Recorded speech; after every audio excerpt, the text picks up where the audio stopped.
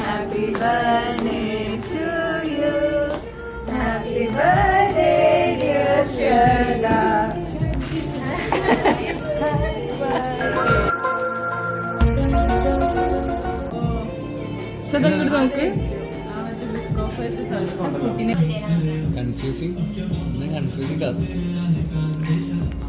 ഇന്ന് കൺഫ്യൂസിങ് കത്തും. സഹൽ കത്തി പ്ലീസ് പറ ഫണ്ണി.